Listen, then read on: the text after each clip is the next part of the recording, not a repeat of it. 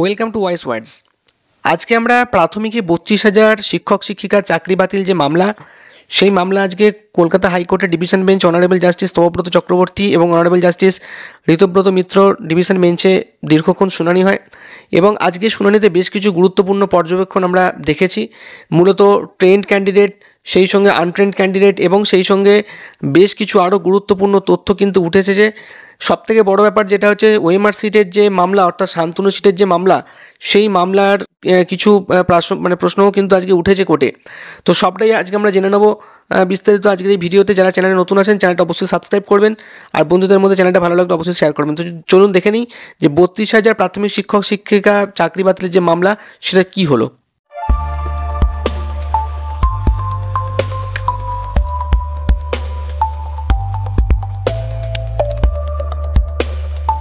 আজকে কলকাতা হাইকোর্টের ডিভিশন বেঞ্চে 32,000 চাকরি বাতিলের যে মামলা, সেটা 13 নম্বর শুনানি হলো। আজকে যে মামলার শুনানি হলো, আমি ডাইরেক্ট একদম চলে যাচ্ছি পয়েন্টে। প্রথমে সিনিয়র অ্যাডভোকেট অনিন্দ লাহিড়ী স্যার বলতে শুরু করেন। প্রথমে উনি যেটা বলছিলেন সেটা হচ্ছে যে 21 জন অ্যাপ্লিকেন্টস যে আনট্রেন্ড, উনি যেটা বলছেন যে 21 জন অ্যাপ্লিকেন্টসের হয়ে উনি লড়ছিলেন, এবং সেখানে উনি যে রেড পিটিশনের যে মামলাকারী যে উনি লড়ছেন তাদের নিয়ে তিনি বলতে শুরু করেছিলেন মেনলি। এবং তিনি প্রথমে বলেন যে যখন এরা অ্যাপয়েন্টমেন্ট পায় তখন তারা এরা নন ট্রেন্ড ছিল, এবং 2019 সালে তারা ট্রেনিং বেনিফিট নিয়ে তারা চাকরি করছে। এবং তিনি একটা অত্যন্ত গুরুত্বপূর্ণ জায়গায় কিন্তু বলেন, সেটা হচ্ছে যে সেগ্রিগেট কিন্তু করা সম্ভব, এবং সেগ্রিগেট যদি করা যায় যে কে যোগ্য এবং অযোগ্য। আজকে কিন্তু এই যোগ্য অযোগ্যের বিষয়টা কিন্তু উঠেছে কিন্তু কোর্টে আজকে, যে যোগ্য এবং অযোগ্যদের যদি সেগ্রিগেট করা যায় তাহলে কিন্তু সবটাই কিন্তু পরিষ্কার হয়ে যাবে। এবং এখানে আরেকটি কথা তিনি অত্যন্ত গুরুত্বপূর্ণ বলেন, সেটা হচ্ছে যে টেট 2014 এবং রিক্রুটমেন্ট প্রসেস দুটো কিন্তু আলাদা বিষয়, এটা কিন্তু গুলিয়ে ফেললে কিন্তু চলবে না। বিচারপতি তখন বলেন যে এই বিষয়টা আমার জানা আছে, তাই এটা নিয়ে বিস্তারিত বলার কোনো প্রয়োজন নেই আর। এবং সেখানে তারপর তিনি বলেন যে 23 লক্ষ পরীক্ষার্থী 2014 যে টেট সেখানে পার্টিসিপেট করেছিল, এবং 2012 সালেরও কিছু ক্যান্ডিডেটের বিষয় নিয়ে তিনি আলোকপাত করেন। এবং আর একটা কথা তিনি বলেন, সেটা হচ্ছে যে পেজ নাম্বার 7-এ তিনি একটা জায়গা দেখান প্যারা 3-তে, যে শান্তনু সিটের যে মামলা, এবং সেই শান্তনু সিটের মামলার যে ওএমআর মামলা, সেই মামলা এখনও পর্যন্ত বিচারাধীন রয়েছে। এবং বিচারাধীন বিষয়ে অর্ডার না দেখেই কিন্তু লার্নেড সিঙ্গেল জাজ অর্থাৎ অভিজিৎ গঙ্গোপাধ্যায় অর্ডার দিয়েছিলেন, এবং যেটা কিন্তু নাকি দেওয়া যায় না। এবং এই বিষয়ে একটি অর্ডার রয়েছে, এবং সুপ্রিম কোর্টে নাকি এই ধরনের একটি অর্ডার ছিল, যে সুপ্রিম কোর্ট এটা বলেছিল যে এই অর্ডার দ্বারা যারা প্রভাবিত হচ্ছে সকলকেই শুনতে হবে। একটি অর্ডার যেখানে দেখান, এবং সেখানে সুপ্রিম কোর্টে দেখানো হয়েছিল যে সেগ্রিগেশন করা যেত, কিন্তু সেটা না করেই কিন্তু পুরো নিয়োগ বাতিল করা হয়েছে। এবং সেখানে মিস্টার লাহিড়ী পরিষ্কারভাবে বলেন যে সেগ্রিগেশন হয়তো করা যেত, কিন্তু সেটা লার্নেড সিঙ্গেল জাজ পুরো বিষয়টা না জেনেই কিন্তু, না শুনেই কিন্তু তিনি পুরো যে প্যানেল সেটা কিন্তু বাতিল করেছিলেন। এবং এখানে অত্যন্ত গুরুত্বপূর্ণ একটি ভাইটাল পয়েন্ট, সেটা হচ্ছে যে অনিন্দ লাহিড়ী কিন্তু আজকে 3টি রিক্রুটমেন্ট প্রসেস এই 2014 উপর বেস করে যে চলছে সেটার উপরেও কিন্তু আশঙ্কা প্রকাশ করেছেন। এবং তিনি বলেন যে 42,949, 16,500 এবং 2022 সালে যে 11,765 যে রিক্রুটমেন্ট হয়েছে, এই 3টে প্যানেলেই কিন্তু 2014 যারা প্রাথমিক টেট উত্তীর্ণ ছিলেন তার প্রত্যেকেই কিন্তু এই প্যানেলে স্থান পেয়েছিলেন এবং তারা চাকরি করছেন। এবং বিচারপতি একটি অত্যন্ত গুরুত্বপূর্ণ মন্তব্য করেন, সেটা হচ্ছে TET 2014 is still alive, 2040 is already a scanner of the pending writ petition. এটা কিন্তু যে বিচারপতি বলেছেন যে এখনও পর্যন্ত কিন্তু এই যে রিট পিটিশন সেটা কিন্তু পেন্ডিং রয়েছে।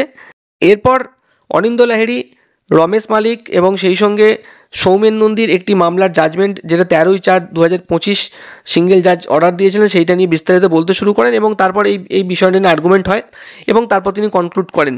এরপর মিস্টার মজুমদার, যিনি ম্যাট 1615/2023 এই মামলার সৌরভ বসাক অ্যান্ড আদার্স এই মামলাকারীদের হয়ে তিনি বলছিলেন, এবং সেখানে পিটিশনার ছিল 334 জন, এবং সিরিয়াল নাম্বার 82, এবং যেটা ডেলি কজ লিস্টে শো করছে 82, এবং তাদের হয়ে তিনি দাঁড়িয়েছিলেন। মূলত তিনি জলপাইগুড়ি ডিস্ট্রিক্টের এই যে সৌরভ বসাক জলপাইগুড়ি জেলার হয়ে তিনি দাঁড়িয়েছিলেন। এবং এখানে আজকে মিস্টার মজুমদার কিন্তু অত্যন্ত গুরুত্বপূর্ণ বেশ কিছু পয়েন্ট তুলে ধরেছেন। তিনি বলেন যে জলপাইগুড়ি ডিস্ট্রিক্টের সেই একই বক্তব্য যেটা অনিন্দ্য লাহিড়ী বলেছেন, সেটা মিস্টার মজুমদার একই কথা বলেছেন যে এপ্রিল 2017-তে যখন রিক্রুটমেন্ট হয় তখন তার মক্কেলরা অর্থাৎ জলপাইগুড়ি ডিস্ট্রিক্টের এই ক্যান্ডিডেটরা নন ট্রেন্ড ছিল এবং মার্চ 2019-এ তারা প্রত্যেকেই কিন্তু ট্রেনিং বেনিফিট নিয়ে তারা কিন্তু ট্রেন্ড হয়েছে। এবং সেখানে কিন্তু আরেকটি কথা উল্লেখযোগ্য জায়গা মানে উঠে আসে, সেটা হচ্ছে trend are not part of the matter. এটা কিন্তু বিচারপতি বলেছেন আজকে আবারও যে ট্রেন্ডদের কিন্তু এই ম্যাটারের বাইরে রাখা হয়েছে। এবং এখানে মিস্টার মজুমদার তারপর বেশ কিছু গুরুত্বপূর্ণ তথ্য দেন যে জলপাইগুড়ি ডিস্ট্রিক্টে মানে কোনো ইন্টারভিউয়ার ছিল না, সেখানে তাদেরকে কোনো প্রশ্ন করা হয়নি এবং এখানে তার মানেই, এবং তিনি এটা বলতে চাইছেন এর মানেই যে অ্যালিগেশন নেই, কোনো অ্যালিগেশন নেই, জলপাইগুড়ি ডিস্ট্রিক্টের কোনো অ্যালিগেশন নেই বলেই কোনো মানে ইন্টারভিউয়ারকে কিন্তু বিচারপতি কিন্তু লার্নেড সিঙ্গেল জাজ তিনি কিন্তু কোনো মানে প্রশ্ন কিন্তু করেননি। তাই এরা হচ্ছে সম্পূর্ণ মানে একদম মানে অ্যালিগেশন ফ্রি, তাই এদেরকে সসম্মানে মুক্তি দেওয়া হোক, এই ধরনের কিন্তু তিনি বলেন। এবং তার পরবর্তী সময় তিনি সাগর ব্যানার্জির 5/12/2016 একটি অর্ডার দেখান এবং সেটা নিয়েও কিন্তু তিনি বলেন। এবং এখানে আরেকটি উল্লেখযোগ্য ঘটনা, সেটা হচ্ছে তিনি বলেন যে এই যে বারবার বলা হচ্ছে যে ভাইভা ভসি অ্যাপটিটিউড টেস্ট এই বিষয়গুলো নিয়ে যে অ্যাপটিটিউড টেস্ট হয়নি, সেখানে নাকি তিনি বলেন যে ডিপিএসসিকে বোর্ড নোটিশ দিয়েছিল এবং জানিয়েছিল যে ইন্টারভিউ এবং অ্যাপটিটিউড টেস্ট নেওয়ার জন্য, এবং তিনি নোটিশ যেটা দেওয়া হয়েছিল সেটা তিনি সেখানে দেখান যে অ্যাপটিটিউড টেস্ট এবং ভাইভা ভসি নেওয়ার জন্য যে নোটিফিকেশান সেটা ডিপিএসসিকে প্রাইমারি বোর্ড সাপ্লাই করেছিল এবং সেই নোটিশটি তিনি দেখান। এবং তারপর দিল্লি হাইকোর্টের একটি অর্ডার তিনি দেখান এবং তিনি বারবার বলেন যে ন্যাচারাল অফ প্রিন্সিপাল জাস্টিস নিয়ে কথা বলেন। এরপর তিনি কনক্লুড করেন।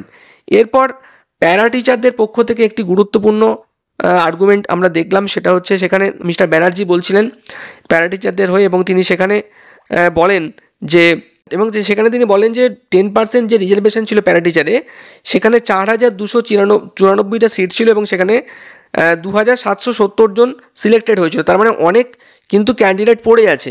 এবং এখানে তিনি আরেকটি কথা বলেন যে আমাদের মানে যারা ক্যান্ডিডেট ছিল প্যারা টিচার তাদেরকে শূন্য দেওয়া হলেও এই ফ্রড করাপশান নিয়ে মানে কোনো অ্যালিগেশন কিন্তু কোনো উঠবে না, কারণ তাদেরকে শূন্য দেওয়া হলেও তারা নিয়োগ পাবে, কারণ যেহেতু অনেক ভ্যাকেন্সি ছিল।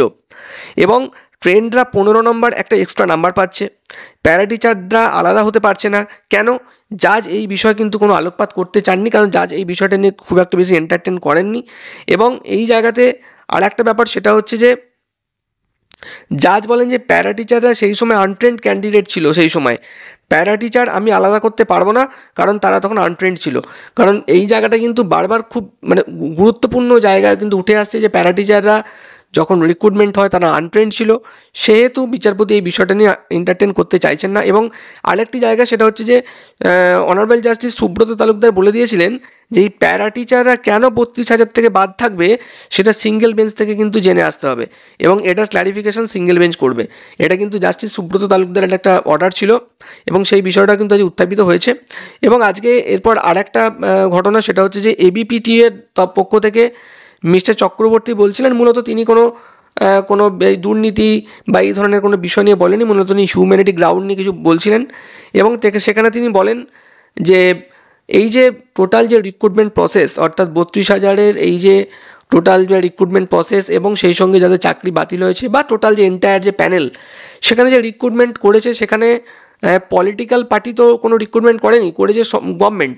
এবং সেখানে পলিটিক্যাল পার্টি বলতে ডিপিএসসি চেয়ারম্যান হতে থাকতে পারে, বাদবাকি যারা রিক্রুটমেন্ট করেছেন তারা সবাই সরকারি লোক। তো সেখানে অ্যালিগেশন বা এই ধরনের মানে কখনোই সম্ভব নয়।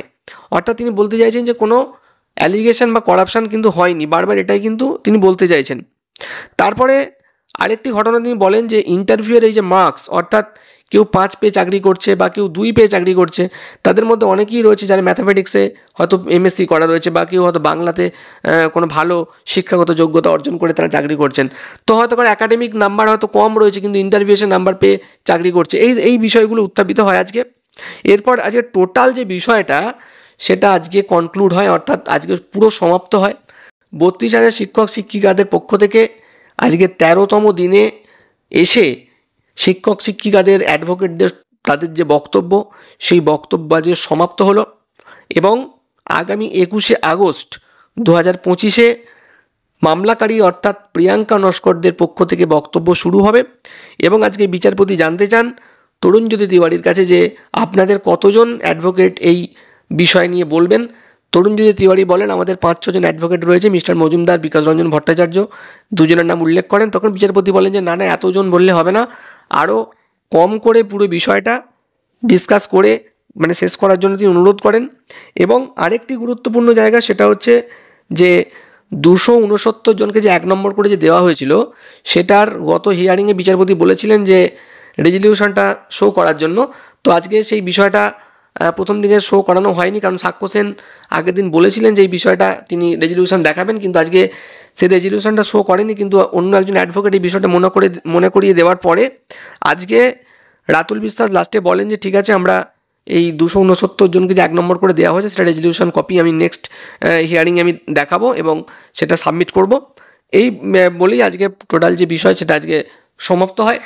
আগামী 21 তারিখে শিক্ষক মামলাকারীদের পক্ষ থেকে বক্তব্য রাখা শুরু হবে।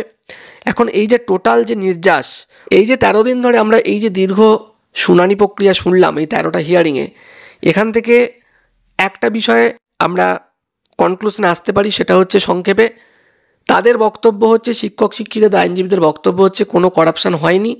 হয়তো টেটে কোনো ইললিগ্যালিটিস থাকতে পারে, কিন্তু রিক্রুটমেন্ট প্রসেস একদম ফ্রেশ, তাতে কোনো সমস্যা ছিল না, কোনো রকম প্রবলেম ছিল না, কোনো ইললিগ্যালিটিস ছিল না। এই জায়গাটাই কিন্তু বারবার যারা যতগুলো অ্যাডভোকেট শিক্ষক শিক্ষিকাদের পক্ষ থেকে দাঁড়িয়েছিলেন প্রত্যেকেরই কিন্তু বক্তব্য একই। আমাদের 21 তারিখের দিকে লক্ষ্য থাকবে, সেই দিনকে হয়তো আশা করা যায় আরও অনেক কিছু নতুন নতুন তথ্য উঠে আসবে। আজকে যে বক্তব্য রাখলাম সেটা সবটাই হিয়ারিংয়ের বিষয়। সকলে ভালো থাকবেন, ধন্যবাদ।